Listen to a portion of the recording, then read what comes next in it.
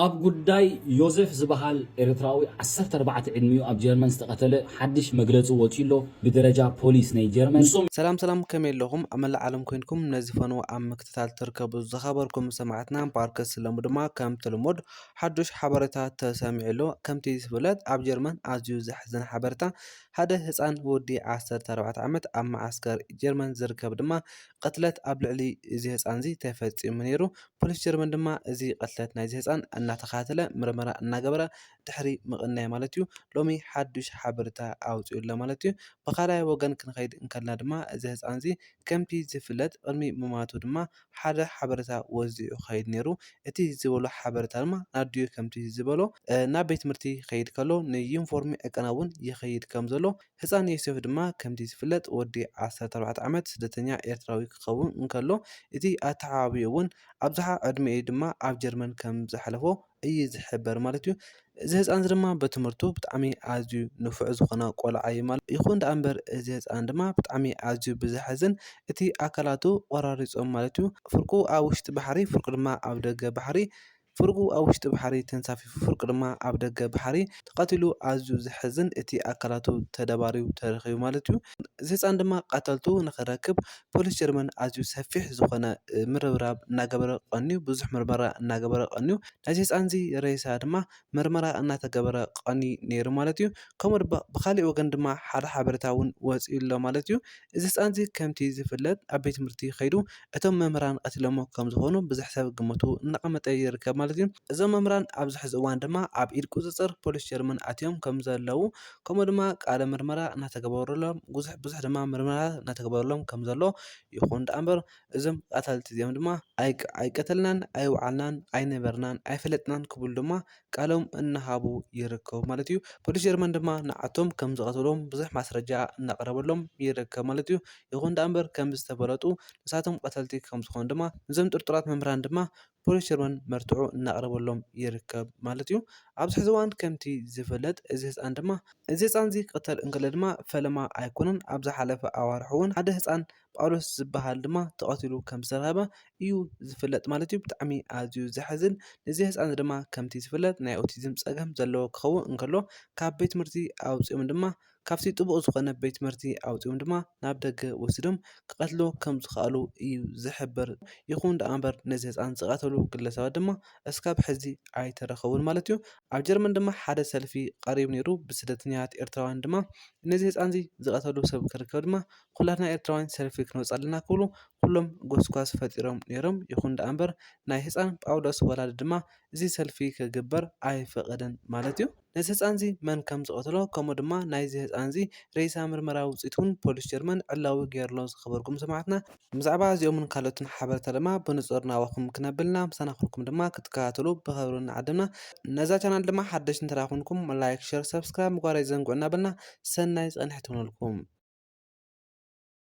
ባርከስ ዝኸበርኩም ሰማዕትና ኣብ ማሕበራዊ ሚድያ መዘራረብ ብዛዕባ ኮይኑ ዝቐነየ ብዛዕባ ኣብ ጀርመን ተቐቲሉ ዝተረኸበ ህፃን ወዲ 14 ዓመት ኤርትራዊ ኣብ ማዓስከር ዝርከብ ማለት እዩ። ብጣዕሚ ኣዝዩ ዘሕዝን እዚ ህፃን እዚ ድማ ኣዝዩ ብትምህርቱ ንፉዕ ብፀባይ ብኩሉ ነገር ድማ ንወለዱ ኣዝዮም እሱስ ከም ዝነበረ ይኹን ደኣ እምበር ናድዩ ድማ ቅድሚ ሞቱ ከምቲ ዝበላ ናብ ቤት ትምህርቲ ይኸይድ ኣለኹ ከምኡ ድማ ንዩኒፎርም ዕቀና ይኸይድ ከም ዘሎ ናድዩ ነጊርዋ ድሕሪ ምኻድ ድሕሪኡ ድማ ከም ዘይተመለሰ እናተሓበረ እዩ ማለት እዩ። ፖሊስ ጀርመን ድማ ናድዩ ቃለ ምርመራ ምስ ገበረላ ናብ ቤት ትምህርቲ ኢልኒ ከም ዝኸደ ኢላ ምስ ነገረቶም ድማ ነዞም መምህራን ኣብቲ ሰዓት ንሱ እዞም መምህራን ድማ ኣብኡ ዝርከቡ ዝነበሩ ንኩሎም ምርመራ ገይሩሎም ነይሩ ማለት እዩ። ይኹን ደኣ እምበር ነቶም ብቐረባ ምስኡ ዝቀራረቡ መምህራን ዝኾኑ ድማ ንኣቶም ናብ ቤት ማእሰርቲ ከም ዝወሰዶም ዝፍለጥ እዩ ማለት እዩ። ፖሊስ ጀርመን ድማ ኣብ ጉዳይ እዞም ቀተልቲ እዚኦም ድማ ብጣዕሚ ኣብዚ ህፃን እዚ ብጣዕሚ ኣዝዩ ሰፊሕ ዝኾነ ርብርብ ነዞም ቀተልቲ እዚኦም ክርከቡ ዓብይ ሰፊሕ ምርብራብ እናገበረ ይርከብ ማለት እዩ። ካብኡ ድማ ናይዚ ህፃን እዚ ምርመራ ኣብ ዝተገበረሉ እዋን ድማ ሓደ ናሙና ተረኺቡ ማለት እዩ። ነዚ ህፃን እዚ ዝቀተለ ድማ እቶም መምህራን ከም ዝኾኑ እቲ ናሙና ኣብቲ ሬሳ ምርመራ ውፅኢት ከም ዝተሓበረ እናተነገረ እዩ ማለት እዩ። ብካልኣይ ወገን ድማ ህፃን ዮሴፍ ይኹን ህፃን ጳውሎስ ድማ ብሓደ ዓይነት ተመሳሳሊ ሰብ ከም ዝሞቱ ድማ እናተሓበረ ማለት እዩ።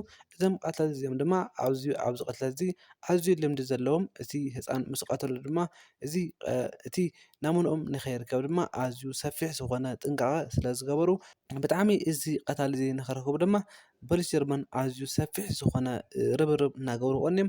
ይኹን ደኣ እምበር ኣብ መወዳእታ ቀታሊ ናይዚ ህፃን እዚ ቀተልቲ ናይዞም ህፃውንቲ እዚኦም ድማ ክርከቡ ክኢሎም ኣለዉ ማለት እዩ። እዚ ድማ ንወላዲ ብሓደ ጎኑ ኣዝዩ ደስ ዘብል እዩ። ምክንያቱ ውላዶም ተቐቲሉ እቲ ቀታሊ እንተደኣ ዘይተረኸበ ድማ ኣዝዩ ዘሕዝን እዩ።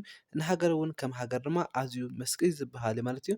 ምክንያቱ ቀተልቲ ብፍላይ ከዓ ምንም ንዘይፈልጡ ህፃውንቲ ዝቐትል ድማ ተታሒዙ እኹል ዝበሃል ስጉምቲ መምርያዊ ዝኾነ ስጉምቲ ድማ ክውሰደሎም ይግባእ ማለት እዩ። ፖሊስ ጀርመን ድማ ወሲኹ ዘውፅኦ ሓበሬታ ከምቲ ናይ ህፃን ዮሴፍ ቅትለት ዘጋጠመ ድማ ኣስታት 300 ህፃናት ከም ዝኾነ እዩ ዝሕበር ማለት እዩ። እዞም ቀተልቲ እዚኦም ድማ እዚ ኩሉ ቅትለት ድማ ንሶም ፈፂሞሞ ከም ዝኾነ ግምቱ እናቐመጠ ይርከብ። ምክንያቱ እዞም ኣብ በረኻታት ጀርመን ይኹን ፍቐዱ ኣንጎሎ ተቐቲሎም ዝርከቡ ዝነበሩ ኤርትራውያን ይኹኑ ጀርመናውያን ብዙሓት ስደተኛ ዝነብሩ ኣብቲ ሃገር ማለት እዩ።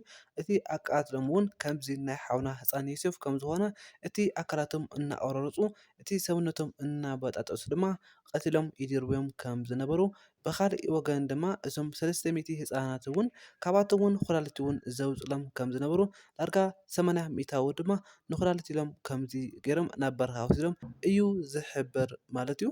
ከምቲ ዝፍለጥ ድማ ኣብዚ ሕዚ እዋን ፖሊስ ጀርመን ድማ ኣብ ጉዳይ እዚ ከምዚ ዓይነት ቅትለት ድማ ጥብቅ ዝበለ ምርመራ ድማ እናካየደ ይርከብ። ምክንያቱ ነዚ ፀገም ድማ ዘላቒ መፍትሒ ስለ ዝደለየ ከምዚ እናተቐተሉ ዝርከብ ዘሎ ብኸመይ ዓይኒ እዩ ካብ ዓይኒ ፖሊስ ክስወር ዝኽእል እናበሉ ድማ እቲ ምስ ተቐተሉ እዞም ህፃናት ድማ ናሙና ኣይርከብን ማለት እዩ። ብጣዕሚ ኣዝዩ ዝሓዝን ናይቶም ቀተልቲ ምንም ዓይነት ምልክት ኣይርከብን ማለት ንሓውና ጳውሎስ እውን ከምቲ ዝፍለጥ ማለት እዩ ብጣዕሚ ኣዝዩ ዝሓዝን ፖሊስ ጀርመን ንብዙሕ መዓልታት ድማ ድልያ እናገበረ ፀኒሑ ብዙሕ ግዜ ኣልሻ እናገበረ ፀኒሑ እቲ ህፃን እውን ብሂወት ክህሊ ከም ዝኽእል እናበለ ብዙሕ ፈተና እናገበረ ፀኒሑ ይኹን ደኣ እምበር ነቲ ህፃን ድማ ብግለ ሰባት እቲ ኣካላቱ ቆራሪፆም ክድርብዮ ከም ዝኸኣሉ እናተሓበረ እዩ ማለት እዩ። ብጣዕሚ ኣዝዩ ዘስክፍ እዩ። ኣብ ጀርመን ብፍላይ ድማ ኣዝዩ ቅትለት ስደተኛ ብዙሓት ቅትለት ሞት ድማ የጋጥም ኣሎ ማለት እዩ። ብጣዕሚ ኣዝዩ ዘስክፈካ ንህፃን ዮሴፍ ድማ ቀቲሎም ምስ ተባሃሉ እዞም መምህራን እዚኦም ከም ዝኾኑ እናተሓበረ ይርከብ ማለት እዩ። እዞም ወለዲ ድማ ኣዝዩ ደስ ዝብል ሓበሬታ ብሓደ እውን ቀታሊ ወዶም ተረኺቡ ኣሎ ማለት እዩ። ነዚ ህፃን እዚ ዝቀተሉ ግለሰባት ድማ እኹል ዝበሃል መምህር ዝኾነ ስጉምቲ ክውሰደሎም ይግባእ።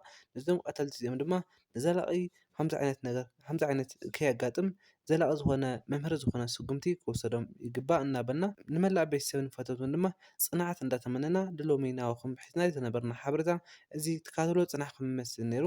ኣብ ቀፃሊ ብካልእ ትሕዝቶ ክሳብ ንራኸብ ሰናይ ንኣኻትኩም።